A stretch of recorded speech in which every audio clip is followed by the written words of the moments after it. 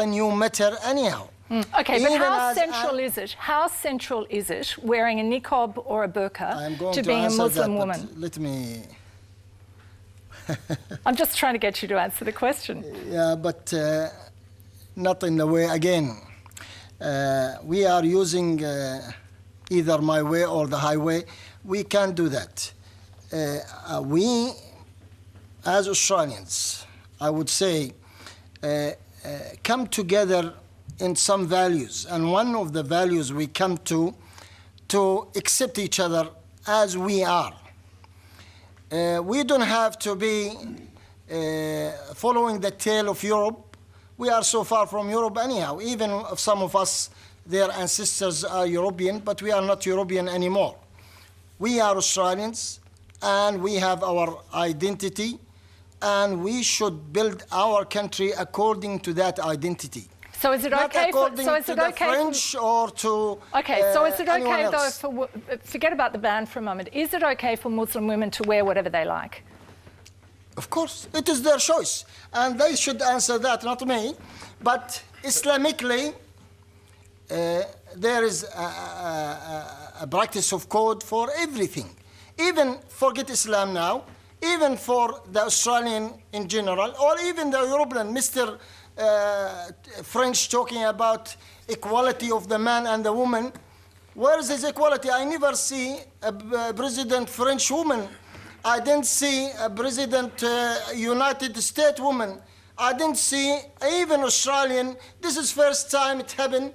There are a few women in the French cabinet, I think. But anyway, we'll move on. We'll move on. Before we go any further, what are they talking all about? right, but Corey, just quickly. Let's clear up a couple of things. The earliest reference to a facial veil was 4 centuries before Islam came about. It is a cultural thing designed to protect people's faces from the elements.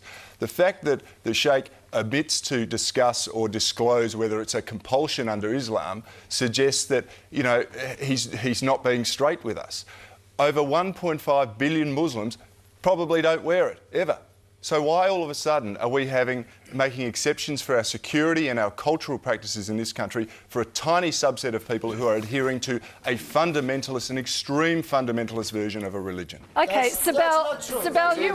No, it's not true. It's been around. And don't twist the matter about... Look, it predates Islam by 4 centuries. I don't allow you or anyone else to talk about our Islam with so much ignorance. If you want to talk about what you know properly. What I know is what you were quoted on Lateline as saying, that Muslims weren't involved in the September 11 attacks. I know that. Now, do you still believe that? All right, let's not go there. We're talking about... Okay, wait, everybody. Sibel, I'd like you... Excuse me, gentlemen. I'd like to ask this lady over here to take part. I'd like to ask this... Sheikh Omran, I would like to ask Sibel a question. Sibel, you're 28. You wear the niqab where we can see your eyes. When did you start to wear it and why? Okay, basically I decided to wear it at the age of 17. And I'd just like to make it clear that this was prior to getting married. So there wasn't any husband or man involved in my life to help me decide. I chose to wear the niqab at the age of 17. Through my journey into Islam, learning about Islam, I decided that I wanted to take that extra step to cover my face. I do not believe that it is an obligation. I don't think it is compulsory. I think it is a choice. I have chosen to wear it. Just as though I chose to put it on, I will choose when I would like to take it off. I'm not going to have somebody tell me when to wear it and when not to wear it. Okay, despite the fact that my family was opposed and against me wearing the niqab, I still was adamant at that time, and I wasn't going to allow anybody to tell me what to do. So I was adamant, I was passionate about it, and I was going to do it, regardless of what family said. You say it gives you freedom. What do you mean it gives you freedom? How does it give you freedom? Yeah. What about in a court of law? You've got 2 cases now, one before in Western Australia. Yeah, we're going to get on to security in a moment. I want to continue to talk to Sibel about her choice. To just quickly answer your question, for court purposes, we can take it off. So that's just very quickly Okay, to... we're answer that ranging question. across a whole range of them. Could we just wait a moment, Sheikh Omran, please, and let Sibel finish speaking? Let Sibel finish speaking. Could I just also... Sibel, I want to find out how it gives you freedom. I want to know what you mean when you say it gives you freedom. Well, first of all, it gives me freedom because it is my choice to dress as I want to dress. I am not being dictated, or I'm not being forced or pressured to look a certain way to impress society or to impress certain people. I dress the way I decide and I choose to dress. So it gives me freedom in that sense that this is what I want to do and I'm going to do it. So that is my freedom. I want to do it and I'm going to do it regardless. Okay, Jacques Miard, just very quickly, are you taking away freedom of choice here? You talk about liberty. I would like to intervene in the... Yes, I would like to intervene in this question of free choice. We had a lot of Muslim women coming to the information mission saying to us that this is a false argument. Why? Because the family pressure, the brotherhood, the father, the husband, the social pressure in certain Muslim circles are very high, and those women are not free. It may be that one, let's say, out of 10 women will wear it, let's say, from their own choice. Then I will say something. How is it that this behavior is shocking us? Is the individual choice enough to, let's say, to permit such practice? If I want to go naked in the streets, I think I will be arrested and sent me back home. So there are certain common rules to abide in our country. That means you go free face, and this is our rule. So the question of free choice stops where the law begins. Okay, I know a lot of people want to take this up. We have to go to a commercial break. I'll come back to you, Amina. And coming up, we'll talk more about the issue the gentleman over here raised, the burqa and security. That's next. Tonight we're talking about France banning the burqa, and I'm interested in how some other Australians who aren't Muslim feel about the idea of a ban on the burqa. Colin, what do you think? Well, I think it really subjugates women totally and completely. Although I understand there's a couple of women here who, by choice, when they're older enough, 17, 18, 28, whatever it was, they chose to do that themselves. I completely understand it. That's a different thing. Or, of course, there are converts who choose to do that as well. But overall, you know there's girls at the age of 6 years of age, they're already having to put on the hijab. Definitely by the time they're 9 years of age, when they have their menses. Okay, so do you want a ban? I'm just trying to yes. get to the centre of this issue. You do? Yes. You want a ban here in Australia? Yes. All right. Janine, what about you? What do you think? I agree with Sibel. I think it's like a woman's choice what they do, and like it's a piece of clothing. If it's not offensive, why can't we wear it? Okay. Corey Bernardi, you've been calling for a ban in Australia quite strongly. Why? I believe it's a security issue, and also there's a cultural attachment to it. Firstly, we have already double standards operating in our society. If someone with a niqab or a burqa walks into a bank, they're not challenged. If they walk into a petrol station, they're not challenged. If people go in with a balaclava on, they are challenged, or a motorcycle helmet, they're challenged to reveal their identity. But, well, this is interesting because we spoke to the Bankers Association about this, and they say the reason people are challenged about a helmet is that if they are committing an offence of some kind, they're more difficult for the police to overpower.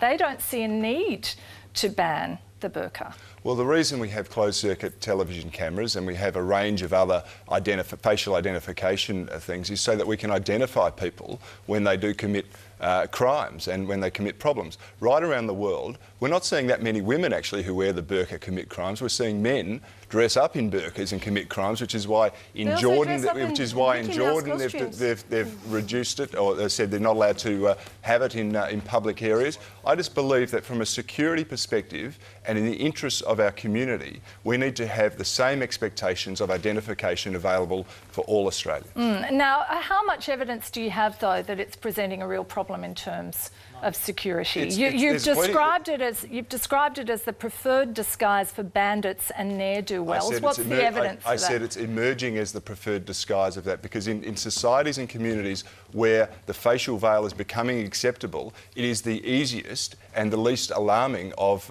disguises for people to wear. You can go to the UK and you can look at a myriad of robberies, same in the United States. You can go, as I said, to Jordan, where there's one crime committed by someone wearing a burqa or a facial veil every 4 days. You can look in Tunisia, you can look in Italy, you can look in France and Belgium, and you can look in Quebec, where they've all said this is a problem, a security problem. Australia has this wonderful opportunity where we've only had a couple of instances.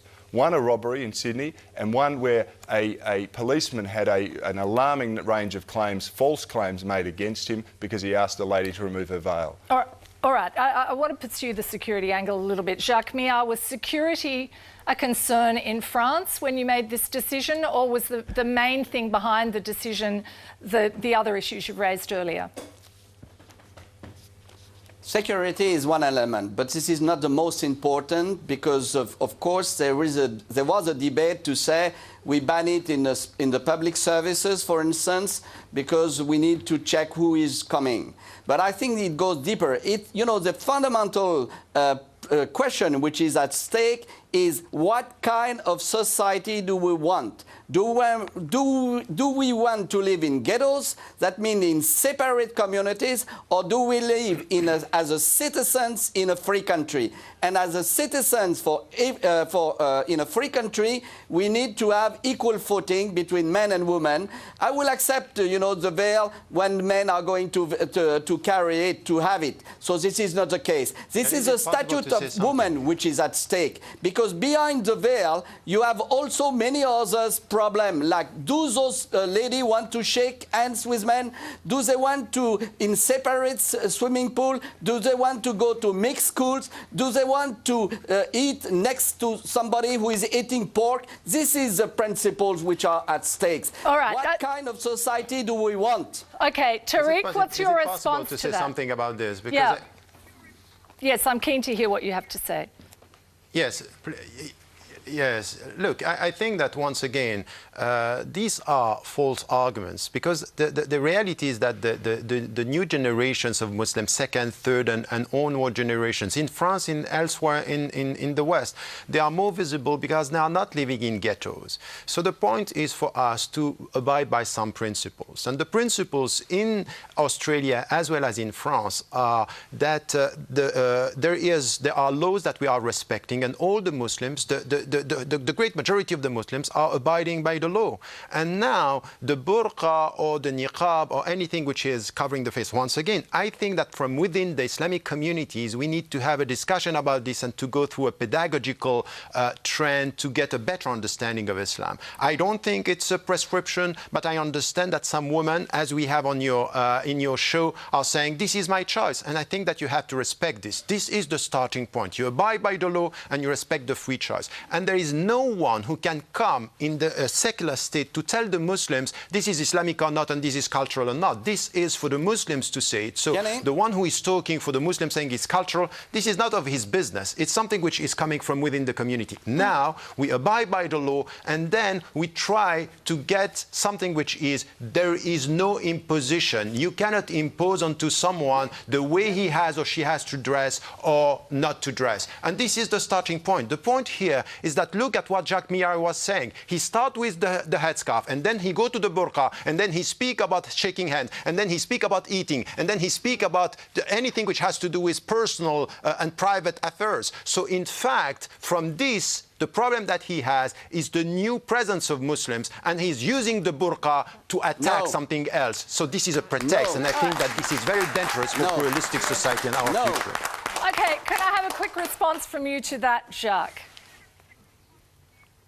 Very simple. First of all, it's true, the secular law is the one which is implemented in France. Secondly, if a priest is going to toll the bells at 4 o'clock in the morning, it will be forbidden to do it. If a Sikh doesn't want to have an No one helmet is when asking he's this. driving a motorcycle, No one is asking he will this. be forced to do it. So please, Tariq, don't What are you go, talking about? No one is on a asking false this. argument again. I'm sorry to say to you that this shocks the deep soul of all nations and Western nations in the world, and you cannot avoid it. This is not a question of personal choice. No, It's a especially question in of common France. This is standard, something. common These living are together. discussions that are mainly in France. Okay, I want to get back to the security question No, because that's because very Belgium much has been banning very much what's driving well. the debate And you here know that from there you, is a Corey debate in Bernardi, and I'm England. going to have to stop our guests over in Doha and France for a moment.